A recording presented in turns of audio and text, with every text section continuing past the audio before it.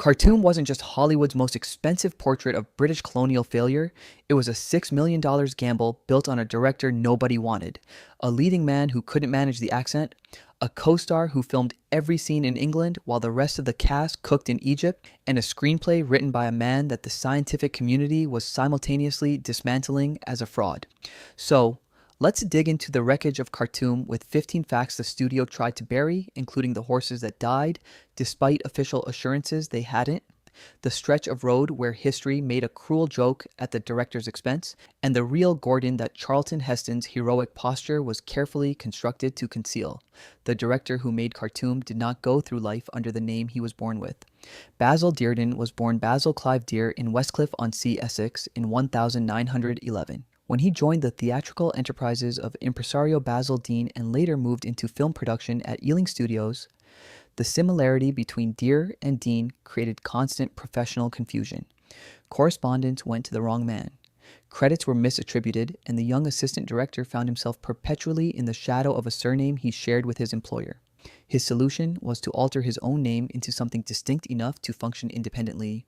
He modified Dear into Dearden and carried that invented surname for the rest of his life and career. The dark irony is that Khartoum, a film about a man whose entire public identity was a constructed myth, whose famous nickname, Chinese Gordon, was a brand rather than a description, whose heroism was as much public relations as military fact, was directed by a man who had literally renamed himself to escape association with someone more powerful. The theme of identity constructed under institutional pressure runs from the film's director through every layer of its production. But the real problem was that Dearden wasn't even the first choice. The production initially attached Lewis Gilbert, who would later direct You Only, Live Twice, and The Spy Who Loved Me, as director before falling through.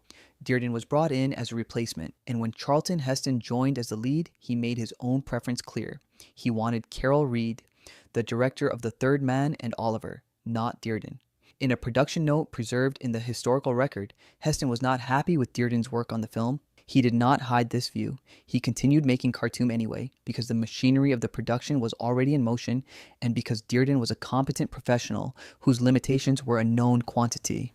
But the relationship between lead actor and director was shadowed from the outset by the awareness that one of them would have rather had someone else in the other's chair.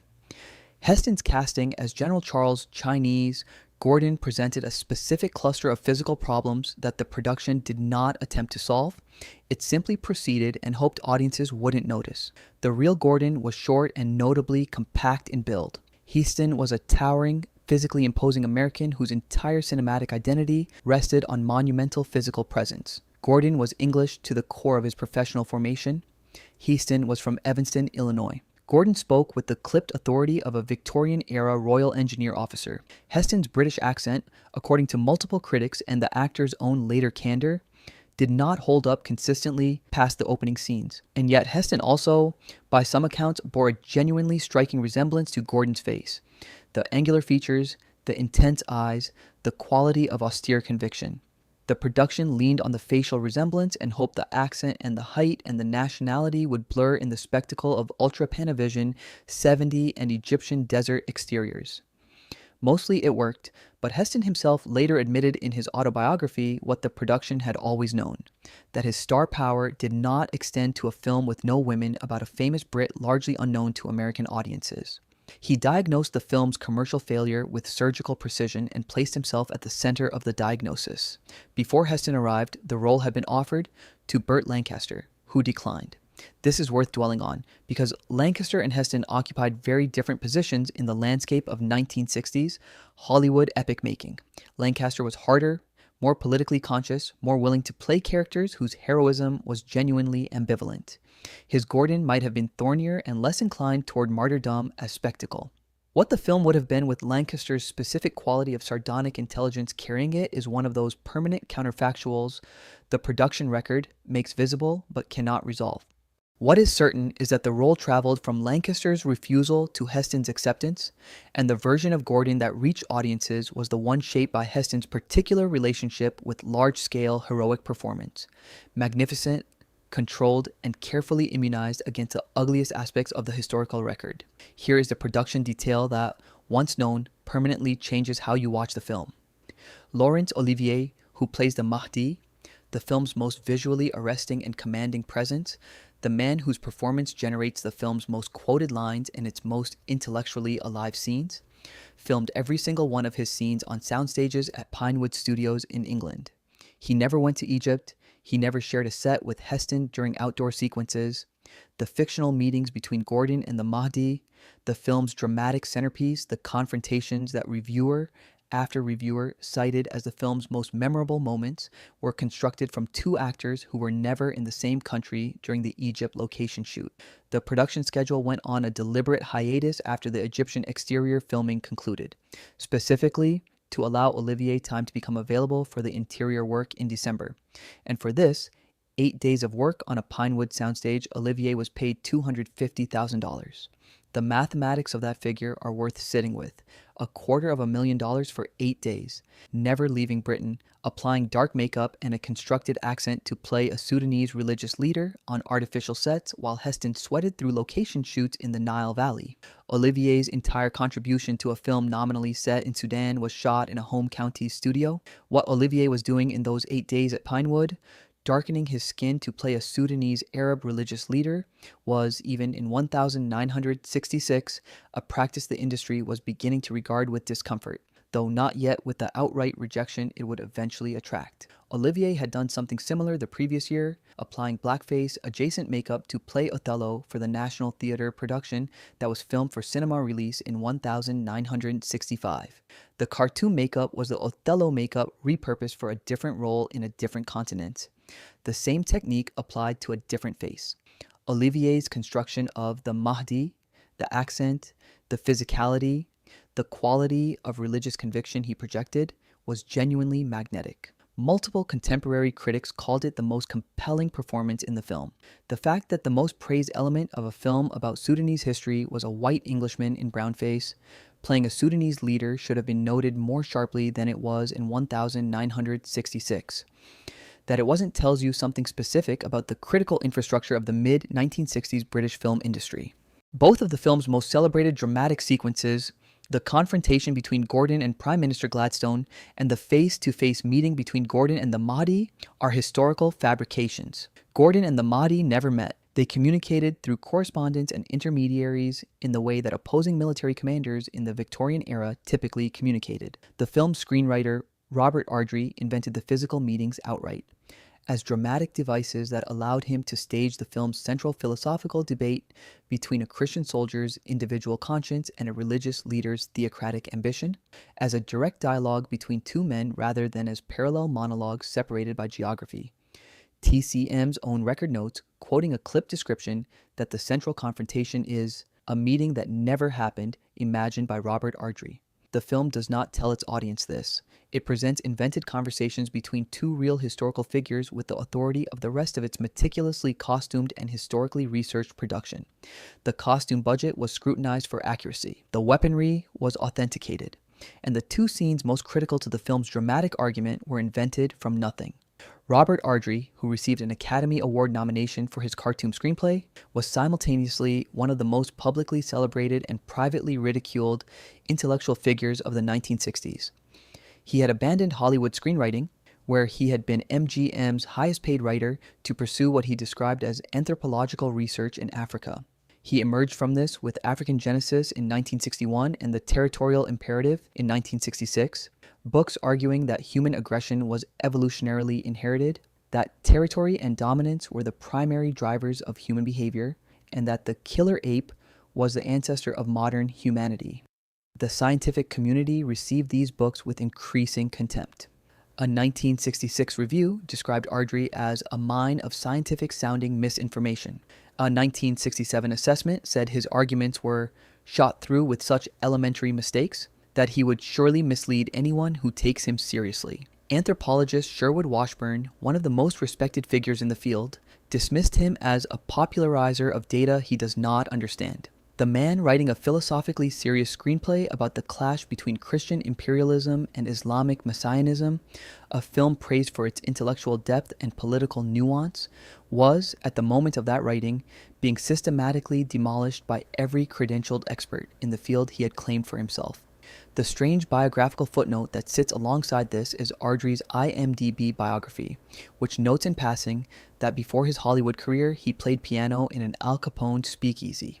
The anthropological fraudster who wrote Khartoum had, in his youth, provided the soundtrack for organized crime. The city of Khartoum, the location explicitly named in the film's title, the place whose defense and fall is the entire subject of the production, was not filmed in Khartoum. By 1965, the actual city of Khartoum was a functioning modern urban center that bore no resemblance to the 1885 city Gordon had defended. It was also deep in the Sudanese interior, far up the Nile from practical film logistics. Heston recorded in his autobiography the specific compromise the production made. They used the town of Maskuna, a smaller Egyptian settlement closer to the coast, dressed and redressed to approximate 1885 Khartoum. He described disembarking from a steamer as Gordon had, greeted by a crowd of hundreds welcoming him as the city's savior. The production's PR apparatus claimed that some members of that crowd were descendants of people who had known Gordon. Whether this is true or a piece of epic film myth-making indistinguishable from the invented Gordon-Mahdi meetings is impossible now to verify. The production claimed, through its official communications, that no horses were harmed in the making of Khartoum. The battle sequences, choreographed by Yakima Kanut, the legendary stuntman and second unit director whose credits included the chariot race in Ben-Hur, required large numbers of horses, elaborate cavalry movements, and the kind of physical risk to animals that the era's production culture had not yet developed the ethical frameworks to prevent. The officially stated position was that all animals were safe. Multiple sources in the historical record contradict this directly. The claim, documented across several retrospective accounts, is that over 100 horses were either so severely injured that they had to be euthanized or died immediately as a result of the stunt methods used. The gap between the official "no horses harmed" statement and the figure of 100 plus dead or destroyed animals represents one of the production's least examined dark facts. A straightforward lie embedded in an otherwise meticulously documented film that prided itself on historical authenticity. Khartoum was the last film photographed in Ultra Panavision 70 until Quentin Tarantino revived the format for The Hateful Eight in 2015, 49 years later. The format, which produces a 2.76 to 1 aspect ratio even wider than standard widescreen, had been used for only 10 features in its entire history, including Ben-Hur and Mutiny on the Bounty. Khartoum was its 10th and final use before the industry abandoned it as economically impractical. The film that was supposed to demonstrate the commercial viability of the format's spectacular wideness instead performed so moderately at the box office, recovering only around half of its $6 million budget domestically, that it effectively confirmed what studios already suspected. Audiences in 1966 were not sufficiently drawn to historical epics to justify the cost of presenting them in the most expansive format cinema could offer. Tarantino, who revived the format for an intimate chamber piece set almost entirely in a single cabin, has spoken about his obsession with Ultra Panavision 70 and the beauty of Khartoum cinematography specifically. The format was so dormant between 1966 and 2015 that Panavision had to restore the surviving lenses before they could be used.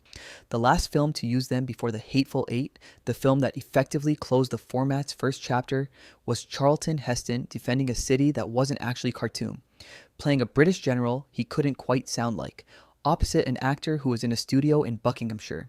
The man Heston plays, stoic, principled, morally driven, spiritually elevated, is a partial portrait of Charles George Gordon assembled specifically to exclude the aspects of the historical record that would complicate the film's moral architecture.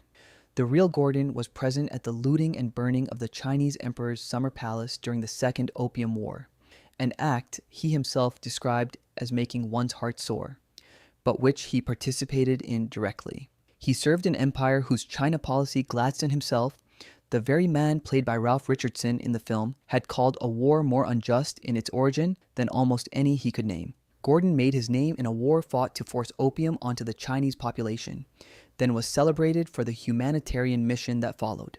The film presents the humanitarian and elides the opium entirely. Beyond the imperial record, the historical Gordon was what Lytton Strachey described as nearly half-cracked.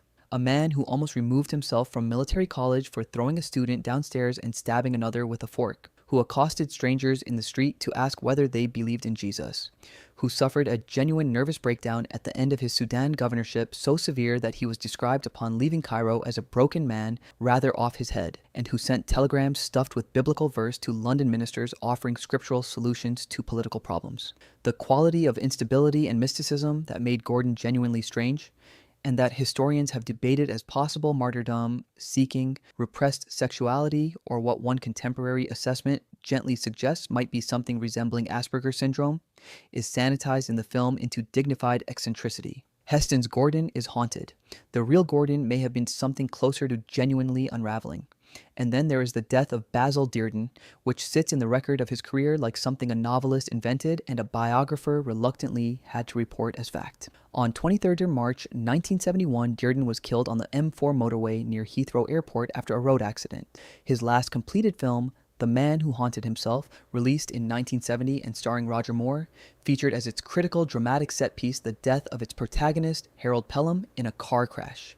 That car crash was filmed on the same stretch of road where Dearden was killed. He had directed the fictional death of a character in a car crash on a specific piece of motorway, then died in a real car crash on that same piece of motorway a couple of years later. IMDb's biography notes this with the phrase, "by a strange quirk of fate." The Guardian's obituary called him a proficient technician who could tell a good story well and get a film completed on schedule and without over-budgeting. The Times called him simply a versatile British film director. Both notices, as the historical record of his reputation goes, managed to damn him with faint praise at the moment when the horror of the biographical coincidence deserved something more than professional summary. Khartoum was, by most accounts, the finest film Dearden made. He made it for a lead who would have preferred someone else in his chair, with a co-star he barely shared air with. When Khartoum premiered at the Casino Cinerama Theatre in London's West End on June 9th, 1966, in the presence of Princess Margaret, herself a figure of considerable personal complexity hidden beneath ceremonial public function, its critical reception was respectful but divided on whether spectacle had overwhelmed meaning. Variety praised the action and the direction. The film received its Academy Award nomination for Ardrey's screenplay.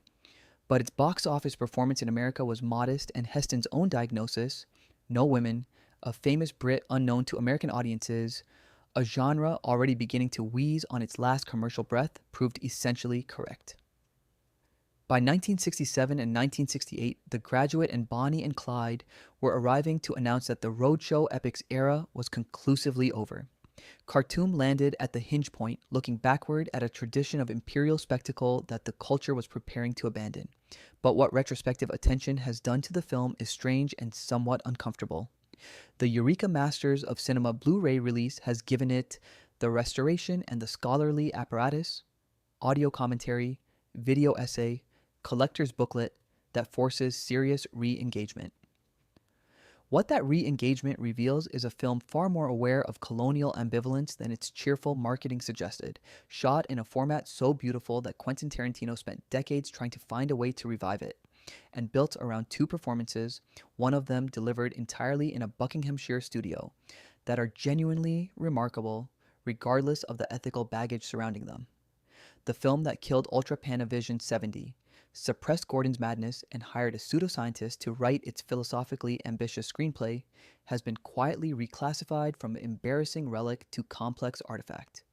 What it remains is a film about a man seeking his own destruction, made by an industry that was, at the exact moment of the film's release, destroying itself. So let me leave you with the question this film forces but never asked directly. Khartoum presents a man who defied his own government's orders, stayed in a city he couldn't defend, and died exactly as he had apparently always wanted to die, as a martyr, with his head on a pole, which in his framework represented a kind of divine victory. The film treats this as tragedy. The historical record suggests Gordon may have experienced it as fulfillment. Does a film that celebrates martyrdom seeking as heroism have an obligation to ask whether the martyr was suffering from something, or whether the want of death itself was a disorder? And does the answer change anything about the size and splendor of the gravestone we build for it?